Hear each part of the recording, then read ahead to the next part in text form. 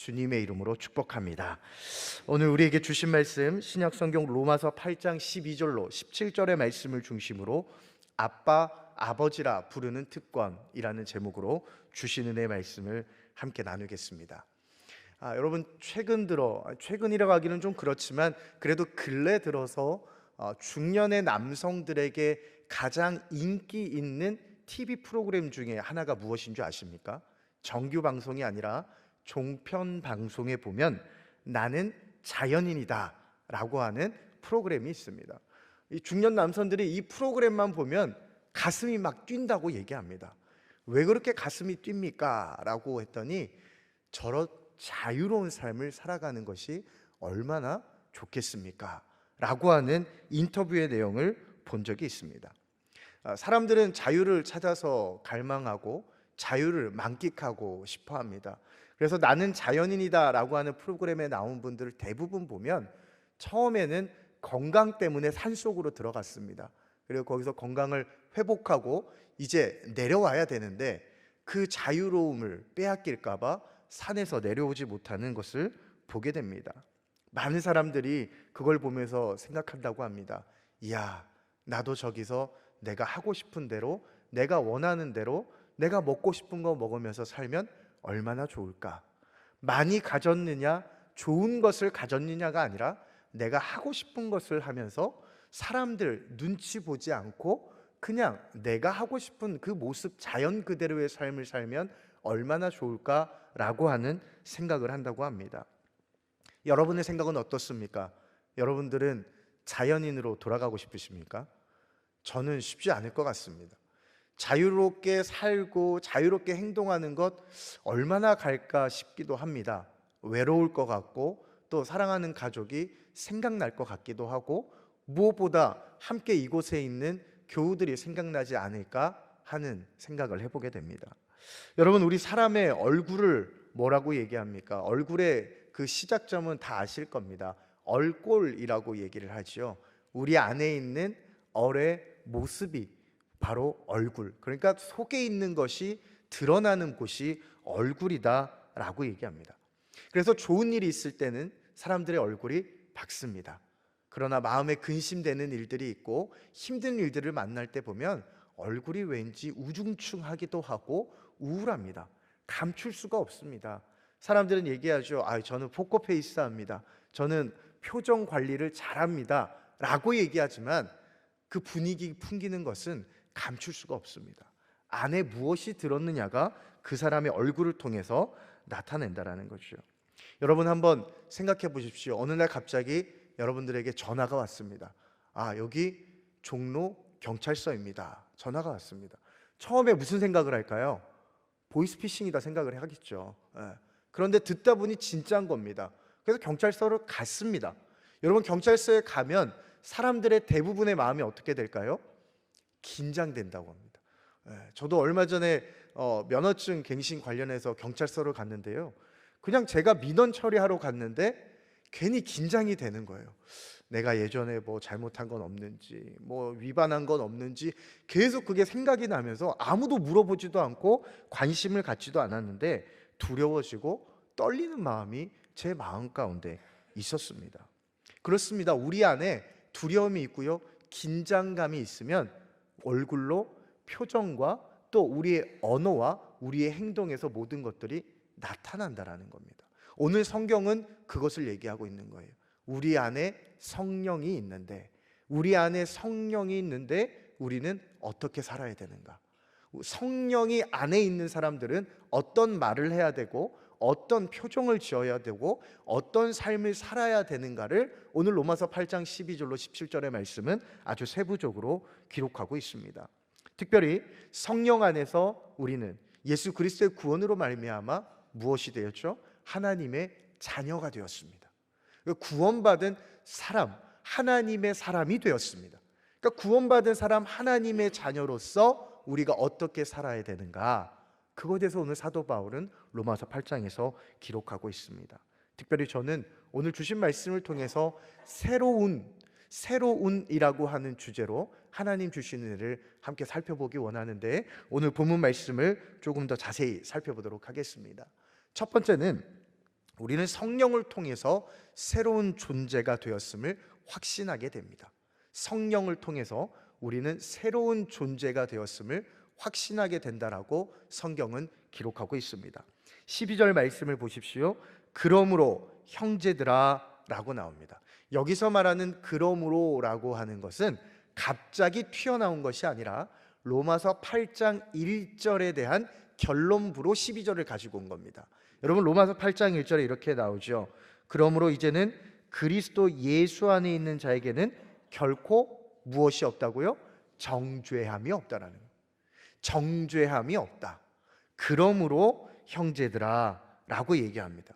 우리는 더 이상 죄로 인해서 정죄함이 없어. 예수 그리스도의 구원의 은혜로 정죄함이 없는 사람이 되었습니다 라고 얘기하면서 얘기합니다. 우리가 빚진 자로다 라고 얘기하죠. 우리가 육신 안에 거하면서 율법으로 인해서 우리의 죄를 깨닫게 되는데, 그죠? 바울의 율법가는 그거 아닙니까? 율법은 원래는 선한 것이라고 얘기했습니다. 그죠? 죄를 드러내게 하니까, 죄가 죄인 것을 깨닫게 하는 것이 율법이기 때문에 율법 자체는 나쁜 것이 아니라고 얘기를 했죠. 그걸 얘기하는 겁니다. 우리가 율법 아래에 있을 때에 율법으로 말미암아 우리의 죄를 깨닫게 될 때 괴로웠다라는 거예요. 왜요? 우리의 힘으로 해결할 수 없으니까. 율법은 우리의 죄를 깨닫게 하기는 하지만 율법은 우리를 구원할 힘을 갖고 있지 않다라는 거예요. 그 아래에 있을 때에 늘 우리는 죄인 같았다는 겁니다. 여러분, 우리도 사실 그렇지 않습니까? 성경을 읽으면서 신앙생활을 하면서 예수 그리스도 안에서 구원을 받고 정죄함이 없다라는 것을 머리로는 알고는 있지만 말씀과 전혀 다른 삶을 살아가는 우리를 볼 때 때로 우리는 자괴감을 느끼기도 합니다. 내가 제대로 하고 있는 거 맞는가? 내가 이렇게 해서 구원 받겠는가? 이미 구원 받았음에도 불구하고 구원에 대한 의심이 들 때도, 구원에 대한 진위 여부에 대해 생각하고 고민할 때가 있다라는 거죠. 그렇게 우리의 힘으로 아무것도 할 수 없을 때 우리는 여전히 죄인과도 같았다라고 오늘 성경은 우리에게 말씀하고 있습니다. 그러나 이제 우리는 어떻게 되었다고요? 정죄함이 없는 자유한 사람이 됐다는 겁니다. 그러므로 형제들아, 우리는 더 이상 이 정죄함으로부터 고난과 억압과 죄인과 같은 그런 삶이 아니라 자유함을 얻은 사람이 되었지 않습니까? 그런데 한 가지 남은 것이 있습니다. 아무리 우리가 새로운 존재가 되었다라고 얘기해도, 죄인에서 구원받은 자유함을 입은 사람이 되었다 하더라도 한 가지가 남았는데, 그것은 바로 빚진 자의 삶입니다 라고 하는 것이죠. 여러분, 빚진 자, 채무관계를 얘기하는 겁니다. 빚을 지면 반드시 갚아야 되는 게 인지상정이고 사람이 살아가는 이 세상의 이치고 도리이지요. 그런데 오늘 성경에서 말하는 이 빚진 자라고 하는 것은 우리가 하나님께 빚진 것은 맞으나 갚을 수 없는 빚을 얘기하는 겁니다. 여러분, 사람이 살다 보면요, 갚을 수 있는 은혜가 있고 갚을 수 없는 은혜를 경험하게 됩니다. 제일 대표적인 은혜가 무엇입니까? 부모님의 은혜는 갚을 수가 없습니다. 어떤 사람들은 우스갯소리로도 얘기합니다. 어머니 아버지가 저를 키워주신 거 하루 한 끼를 5,000원에서 8,000원으로 계산해서 지금까지 제가 몇 끼를 먹었으니 그거 제가 계산해서 드리면 되겠습니까? 어머님 아버님 저를 키워주셨고 1년에 아이를 키우는데 얼마가 든다고 얘기하니 제가 이 정도 드리면 되겠습니까? 라고 하지만 그것은 돈으로는 환산될 수 없는 은혜이죠. 무엇으로 우리를 길러주시고 우리를 키워주신 부모님의 은혜를 갚을 수가 있겠습니까? 부모님의 은혜도 갚을 수가 없는데 우리를 구원해 주신 하나님의 은혜를 갚는다라고 생각해 볼 때 이것이 과연 가능한 것인가? 불가능하지요. 불가능한 것을 얘기하는 겁니다. 우리가 빚진 자지만 갚을 수 없는 은혜 가운데 살아가는 사람들입니다. 그래서 우리는 더 이상 육신에게 져서 육신대로 살아가서는 안 될 것입니다라고 사도 바울이 얘기하고 있는 겁니다. 무슨 말입니까? 육신대로 산다라는 것은 하나님의 뜻과는 전혀 다르게 내가 원하는 대로 사는 것을 말하고 있는 겁니다. 나의 욕망과 나의 본능을 따라서, 나의 욕심을 따라서 살아가는 그것을 사도 바울은 늘 육신의 삶, 옛사람이라고 말하죠. 지금 그걸 얘기하는 겁니다. 우리가 은혜를 받았고 갚을 수 없는 빚진 자가 되었는데 언제까지 그렇게 하고 싶은 대로 하면서 욕망과 탐욕과 정욕을 따라서 살아가겠습니까? 우리는 결코 그럴 수 없습니다라고 사도 바울이 얘기하는 겁니다. 이제는 우리가 성령의 이끄심을 받아서 하나님을 기쁘시게 하는 삶을 살아야 되는 거 아닐까요? 라고 사도 바울이 얘기하고 있는 겁니다. 하지만 여러분, 우리는 너무나도 잘 알고 있습니다. 이 육신의 일들은 우리의 힘과 능력으로는 절대 되지 않는 것이 많다라는 것을. 우리는 육신의 일, 옛사람을 생각하면 어떤 것들을 생각합니까? 대부분 성경에 나와 있는 어떤 상투적인 상징적인 것들을 생각합니다. 육신의 일, 그리고 옛사람의 일 하면 제일 먼저 생각하는 게 우상숭배, 탐심, 탐욕, 음란함, 이런 것들을 생각합니다. 그런데 여러분, 이 육신의 일, 옛사람의 행위는 굉장히 실제적이고 우리 삶에 가까이 와 있습니다. 대표적인 게 뭐가 있을까요? 사람을 살리기도 하고 사람을 죽이기도 하는 우리의 입술에 있는 것을 보게 됩니다. 우리가 구원을 받기 전에 그 모습에 있던 옛사람일 때에 우리가 하던 말과 성령의 이끄심을 받아서 자유함을 누리는 자의 삶이 된 지금의 우리의 언어가 달라지지 않았다면 곰곰이 생각해 봐야 된다는 거예요. 언제까지 우리가 옛사람의 입술에 머물러 있을 수 있습니까? 습관적으로 불평과 불만을 얘기하는 사람들이 있습니다. 일단은 뭘 하든 불평, 불만을 먼저 하고 얘기를 해요. 어떤 일을 하든 덮어놓고 안 된다라는 것을 얘기하고 시작하는 겁니다. 사람들을 가는 곳마다 이간질하고 내가 얻고 싶은 것이 있으면 그것을 위해서 어떤 말이든 서스럼 없이 하는 것, 이것은 더 우리가 성령의 이끄심을 받는 사람들의 언어가 아니라는 거예요. 사도 바울은 이 로마서뿐만 아니라 자기가 쓴 13개의 성경 전체를 통해서 그것을 끊임없이 말하고 있는 겁니다. 하지만 여러분, 우리는 너무나도 잘 알고 있습니다. 이거 우리 스스로 우리의 힘과 능력으로 되지 않는다라는 것을. 그래서 13절에 이렇게 말씀합니다. 너희가 육신대로 살면 반드시 죽을 것이로되 영으로서 몸의 행실을 죽이면 살리라. 하나님의 영으로, 성령으로 우리의 육신의 일들을 죽이면 우리는 더 이상 어둠 가운데 머물지 않게 될 것이다 얘기하는 겁니다. 사도 바울도 아는 거예요. 우리 힘과 능력으로 안 된다라는 것을. 제가 아는 한 분이 늦게 예수님을 믿게 됐습니다. 아주 중년이 되어서 예수님을 이제 믿게 되어서 교회를 다니게 됐습니다. 어쩔 수 없는 상황 가운데 얼떨결에 교회에 와서 예수님을 믿게 된 거죠. 예배를 드리고 한 주, 두 주 자리를 지켜 나가다가 어느 날 예배 끝나고 집에 가는데 이제 횡단보도 앞에 이제 서 있다고 합니다. 횡단보도 앞에 서 있는데 옆에 있는 사람이 갑자기 담배 한 대를 딱 피는데 그 담배 냄새가 갑자기 너무 역해지더라는 거예요. 너무 역해지다. 그 자리에서 토하고 싶을 정도로 역해지더라는 거예요. 그 전까지는 아무리 끊으려고 생각하고 애써봐도 끊어지지 않던 담배가, 왜요? 예수님 뒤늦게 믿으니까 그거 어떻게 한순간에 끊습니까? 그런데 끊어야 되는 걸 마음속에 알고 있는 거죠.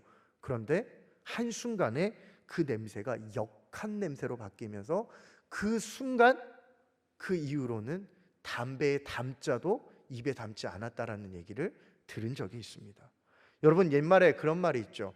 담배 끊은 사람과는 상종도 하지 말라고. 그만큼 독하다라는 거예요. 근데 자기 힘과 능력으로 끊은 게 아니라 하나님께서 한순간에 끊었다라는 거예요. 그게 무엇입니까? 바로 오늘 13절에서 얘기한 영으로서 몸의 행실을 죽인다라는 거예요. 우리 안에 성령이 가득 넘치고 성령이 강권적으로 역사하게 되면 우리 안에서 내가 그렇게 애쓰고 노력해서 끊으려고 했던데 안 끊어지는 것들도 성령의 역사로 끊게 되는 줄로 믿습니다. 여러분들 가운데 끊고 싶은데 끊지 못하는 게 있습니까? 여러분들 가운데 이제는 그만해야지 하는데 그만두지 못하는 육신의 일들이 여전히 남아 있습니까? 성령을 의지하십시오. 성령의 능력을 기대하시고 성령이 우리 안에 일하실 때 끊을 수 있다고 믿으십시오.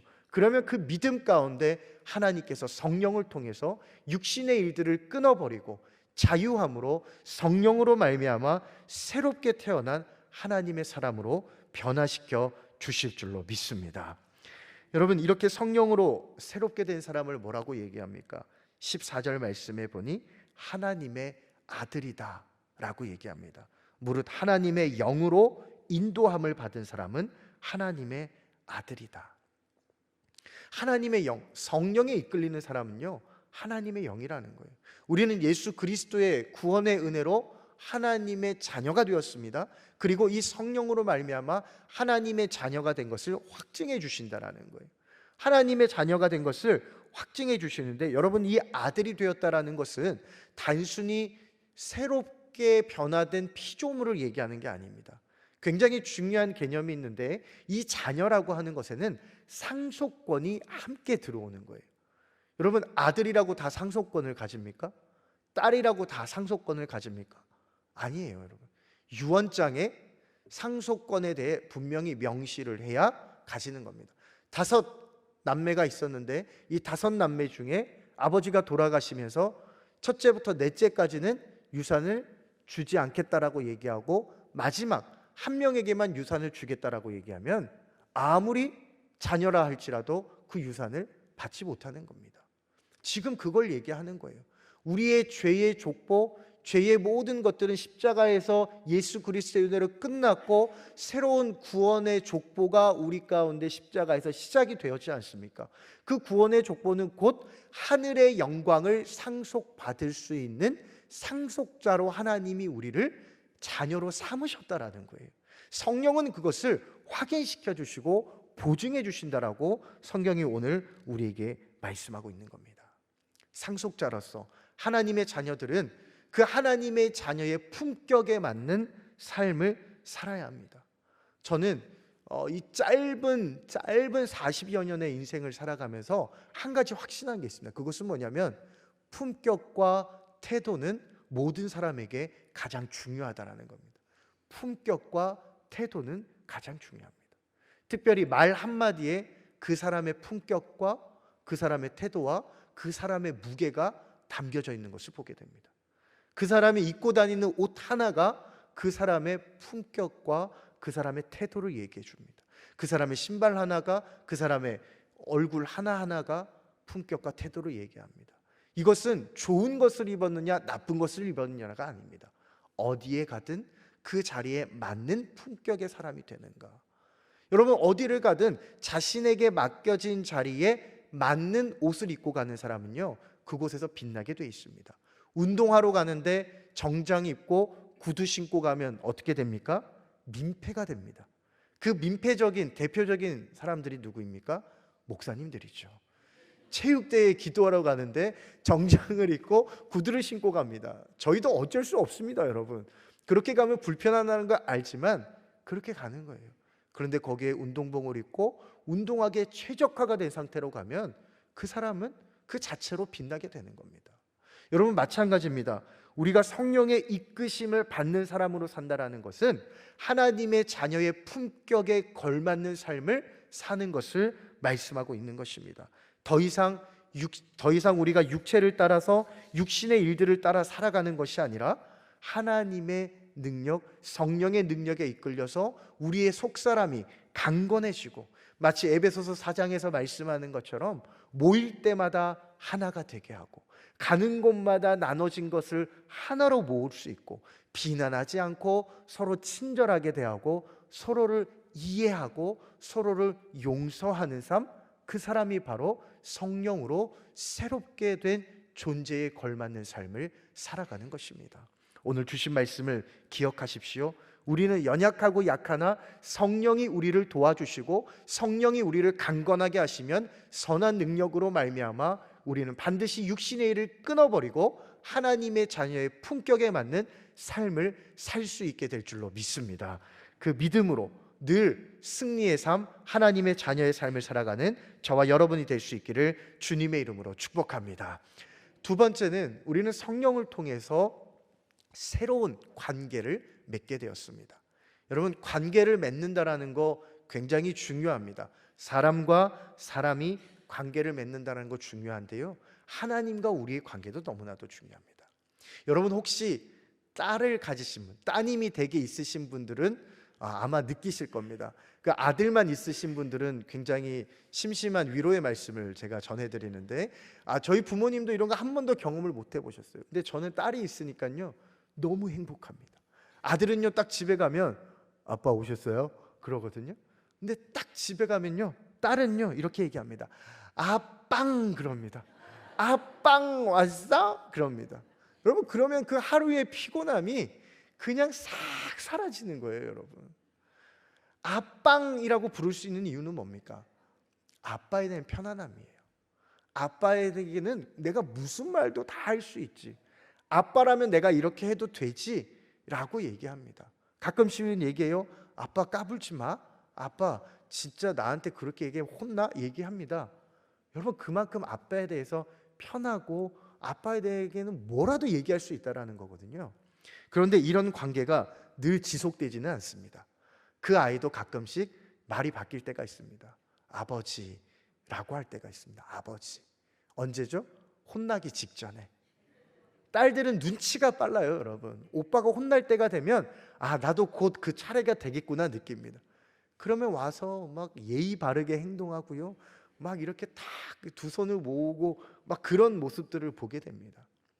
여러분, 그런데 하나님과 우리의 관계도 똑같습니다. 여러분, 하나님을 생각할 때 우리가 율법 아래에 있을 때는요 하나님이 무서웠다라는 거거든요. 율법을 내가 지킬 수 없으니까 그 율법을 지키지 못하면 하나님이 나를 벌하시고 하나님께 내가 벌을 받을까 봐 하나님이 무서운 존재로 생각이 됐다라는 겁니다. 여러분, 실제로 우리도 그렇지 않습니까? 가끔씩 얘기 들어보면 그렇습니다. 어른들끼리 하고 신방하다 보면 그런 얘기 많이 하세요. 아유 목사님, 제가 하나님께 섬김이 부족해서, 제가 하나님께 더 잘해야 되는데 잘 못해드려서, 제가 말씀대로 살지 못해서 이렇게 벌을 받는 것 같습니다. 아니라는 거예요. 아버지와 자녀의, 인간적인 아빠와 자녀의 관계는요 잘할 때는 아빵이라고 부를 수도 있지만 잘못하고 혼날 때는 아버지라고 불러야 될 수 있습니다. 그러나 하나님의 관계는, 하나님과 우리의 관계는 그게 아니라는 거예요. 육신적으로 부모와 자녀의 관계는 잘하고 못할 때 극명한 차이가 있지만 하나님과 우리의 관계는 그렇지 않다라는 겁니다. 하나님은 우리가 잘할 때도 우리에게 아빠가 되어주시고 우리가 못할 때에도 우리에게 아빠가 되어주신다라는 거예요. 하나님은 우리를 벌 주시기 위해서 있는 분이 아니라는 것을 성령을 통해 우리에게 확신시켜 주신다라고 오늘 말씀은 우리에게 말하고 있는 것입니다. 15절 말씀 우리 같이 한번 읽어보겠습니다. 너희는 다시 무서워하는 종의 영을 받지 아니하고 양자의 영을 받았으므로 우리가 아빠 아버지라고 부르짖느니라. 그죠? 무서운 종의 영이 뭡니까? 하나님이 우리를 벌하실까 봐 율법의 종에 매여 있던 그것이 아니라 이제는 우리와 늘 함께 하시고 우리를 늘 응원해 주시고 우리를 늘 지지해 주시고 우리에게 늘 힘 주시는 그 하나님이 아빠로서 우리 옆에 있다라는 것을 성령을 통해서 깨닫게 하신다라고 분명히 말씀하고 있는 것입니다. 하지만 우리는 이것을 잘 잊어버립니다. 그래서 하나님이 계속 무서울 대로 남아있어요. 여러분들 가운데 혹시나 어릴 적 아버지에 대한 왜곡된 기억과 상처로 인해서 아버지를 하나님을 아버지라고 부르는 것이 어려운 분들이 있을 수 있습니다. 실제적으로 목회적 상담을 하다 보면 그런 분들이 생각보다 많이 계십니다.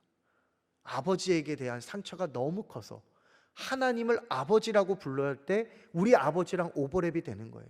그 하나님이 우리 아버지 같은 분이라면 나는 그 하나님을 아버지라고 부르지 않겠습니다. 그런데 우리 하나님은 그렇지 않다라는 거예요. 하나님은 늘 어떻게 해요? 우리에게 힘 주시는 분, 우리를 격려하시고 우리를 위해 기도해 주시는 분이 하나님이시라는 거예요.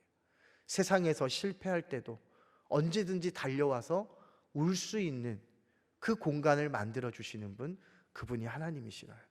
사람들에게 배신당하고 사람들에게 상처받아서 마음이 무너져 내려서 어디에도 얘기할 수 없을 것 같은 그 상황 가운데서도 우리를 향해 두 팔을 벌려주시고 언제든지 와라, 우리가 달려올 때 안아주시고 우리를 위로해 주시고 우리에게 힘 주시는 분, 그분이 하나님이라는 거예요. 세상이 우리의 편을 들어주지 않아도 하나밖에 없는 우리 가족들도 내 편을 들어주지 않아서 외로움과 외톨이 같은 이 삶을 살아간다라는 그 좌절과 절망 속에서도 하나님은 말씀하시는 거예요. 내가 네 편이잖아. 내가 네 편이잖아. 항상 내가 너를 업고 갔잖아. 지금도 나에게 오면 내가 너를 업어줄 거야. 걱정하지 마. 내가 너의 옆에 있어 라고 하나님께서 말씀하시는 거예요. 그리고 그것을 우리가 잊을 때마다 요한복음 14장의 말씀처럼 보혜사 성령님이 오셔서 주님께서 우리에게 말씀하신 것을 깨닫게 하시고 생각나게 해주신다라는 거예요. 우리가 좌절과 절망 가운데 있을 때, 홀로 외로움을 느낄 때에 성령이 우리에게 깨닫게 하시는 겁니다. 하나님이 너의 아빠가 되어주시는 거예요. 하나님이 너의 아빠가 되어주셔서 지금도 네 옆에서 함께 하심을 잊지 마라 말씀하시는 것입니다. 오늘 이 성령을 통해서 우리에게 하시는 하나님의 말씀을 마음속에 기억하셨으면 좋겠습니다. 하나님은 우리에게 벌 주시는 무서운 분이 아닙니다. 하나님은 우리와 함께 하시며 우리에게 힘 주시며 우리와 늘 동행하시는 그분이 바로 하나님이십니다.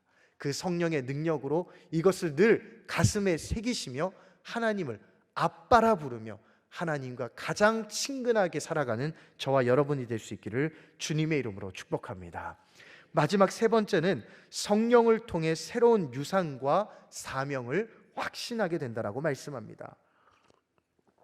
17절 말씀에 보면 이렇게 말씀하고 있습니다. 자녀이면 또한 상속자 곧 하나님의 상속자요 그리스도와 함께한 상속자라고 얘기하죠. 여러분, 여기서 말하는 하나님의 아들, 하나님의 상속자, 이거는 앞에 있는 14절에 하나님의 아들을 얘기하는 겁니다. 그러니까 하나님의 아들이 된 것은 17절에서 곧 상속자다. 무엇을 상속받습니까? 하나님의 나라, 하나님께서 우리에게 주실 하나님의 영광, 예수님께서 받으신 그 영광, 앞으로 우리에게 다가올, 장차 우리에게 다가올 영광, 그것을 받을 수 있는 상속자가 되었다라는, 그러니까 법적인 효력이 있다라는 거예요. 말로만 너는 내 자녀가 아니라는 거예요. 성령을 통해서 도장을 꽝 찍어 주셨기 때문에 우리는 하나님께 받는 상속, 그 상속자로서 부족함이 없다라고 오늘 성경에서 우리에게 말씀하게 됩니다. 그런데 상속만 받으면 얼마나 좋겠습니까? 그러나 상속을 받을 때 어떻게 해요? 고난도 함께 있다라고 얘기합니다. 여러분, 조금 쉽게 얘기해 볼까요? 만약에 여러분들 부모님 또는 여러분들의 가족, 친척들이 갑자기 세상을 떠나면서 여러분들 앞으로, 가족들 앞이 아니고 여러분들 앞으로 얼마를 얘기하면 될까요? 뭐 한 50억에서 70억을 남겨주셨다고 생각을 해봅시다. 기분이 좋아요, 안 좋아요, 여러분? 안 좋으세요? 저는 막 하늘을 날아갈 것 같은데요, 여러분? 기분이 좋지요. 기분이 좋은데 동시에 뭐가 걱정되죠? 그렇죠. 빠른 분들은 벌써 아시네. 상속세. 그죠? 이놈의 나라에서 나한테 해준 것도 없는데 갑자기 이런 큰 은혜가 생겼는데 그 돈 중에 상당 부분을 가져가겠다라는 거예요. 야, 상속만 받으면 좋은데 고난이 함께 오는구나. 그죠? 상속세가 이 상속의 조건은 아닙니다. 그런데 상속을 받을 때 나타나는 현상이 상속세예요, 여러분. 마찬가지입니다. 하나님이 우리에게 주신 이 상속, 이 하늘의 영광을 상속받을 때에 고난이라는 것은 조건이 아닙니다. 그러나 그 고난은 상속받은 자들의 삶에서 나타나는 너무나도 자연스러운 현상이다라고 성경은 오늘 우리에게 말씀하고 있는 것이죠. 예수님을 믿으면 만사 형통합니까? 아닙니다, 여러분. 무슨 일을 만나든지 만사 형통하리라고 할 때 그 만사 형통은 무슨 일을 만나도 다 잘 된다라는 뜻이 아니라 무슨 일을 만나도 예수님이 나와 함께 하시기 때문에 이 어려움을 이겨낼 수 있다라는 뜻이 만사 형통하리라고 하는 믿음의 고백인 것입니다. 여러분, 하나님은 우리에게 그걸 말씀하세요. 우리는 고난을 만날 때에 가장 먼저 얘기하는 게 왜라고 하는 말입니다. 왜 고난이 나에게 왔는가? 왜 나에게 이런 일이 왔는가를 우리는 생각합니다. 욥기를 보십시오. 욥의 친구들도 다 뭘 찾았습니까? 고난의 원인을 찾았거든요. 네 이 고난의 출발점이 어디인지 깨달으라고 했습니다. 그러나 하나님은 욥에게 한 번도 왜라고 하는 것에 응답해 주시지 않았습니다. 내가 이 천지를 창조할 때에, 기초를 놓을 때에 네가 어디 있었느냐? 그것도 모르는데 그 원인을 나에게 묻느냐? 그것이 합당하냐? 하나님 말씀하셨습니다. 사람들은 늘 고난을 만나면 왜라고 묻지만 성경은 우리에게 늘 대답합니다. 왜라고 하는 것에 답을 주는 것이 아니라 어떻게 이것을 이겨낼 수 있는가를 답해주고 있다는 겁니다. 다시 말해, 고난이 왜 왔다라고 묻는 것은 말이 안 된다는 겁니다. 상속자의 삶을 살며 하나님의 자녀로서 삶을 살다 보면 고난을 만나는 것은 자연스러운 일이라는 거예요. 그런데 중요한 것은 이것을 어떻게 이겨내느냐? 예수님과 함께 이겨낸다라는 거예요. 우리의 힘으로 이겨낼 수 없을 때에 성령이 우리에게 말씀하신다는 겁니다. 고난도 함께 받으리라. 우리가 이 시간을 지나며 이 상속자의 삶, 아들의 삶을 살아갈 때에 우리에게 고난이 찾아온 것은 너무나도 당연한 일이야. 그러니 잊지 마. 하나님이 우리와 함께 계심을, 하나님이 우리를 위해서 중보하고 우리를 위해서 동행하시고 우리에게 힘 주심을 잊지 마. 이것을 성령을 통해서 우리에게 말씀하신다. 오늘 성경은 우리에게 기록하고 있습니다. 그러므로 오늘 성경을 통해 우리는 무엇을 깨닫습니까? 성령을 우리에게 보내주신 하나님의 은혜로 우리가 완전히 새롭게 된 존재임을 늘 깨달을 수 있고, 우리가 홀로 있는 것이 아니라 우리와 늘 함께 하시는 아빠, 아버지 되신 그 하나님을 늘 깨달을 수 있게 됐고, 우리가 고난 가운데서도 외로워하지 아니하고 홀로 눈물을 흘리는 것이 아니라 하나님이 주신 은혜로 하나님이 우리로 하여금 이 고난을 이겨내게 하신다라는 믿음의 확신으로 살아갈 수 있다. 오늘 성경은 우리에게 말씀하는 것입니다. 이 모든 것들은 누구에게나 허락된 것이지만 아무에게나 주어진 것은 아닙니다. 오직 예수 그리스도를 믿음으로 구원받은 하나님의 자녀들에게 주신 특권인 줄로 믿습니다. 이 특권을 가볍게 여기지 마십시오. 이 특권을 허투루 여기지 마십시오. 이 특권을 가장 귀한 하나님의 선물임을 가슴에 새기시고 오늘 이 하루도 하나님과 함께 승리의 삶을 살아가는 저와 여러분이 될 수 있기를 주님의 이름으로 축복합니다. 우리 함께 찬양하며 기도의 자리로 나아가도록 하겠습니다.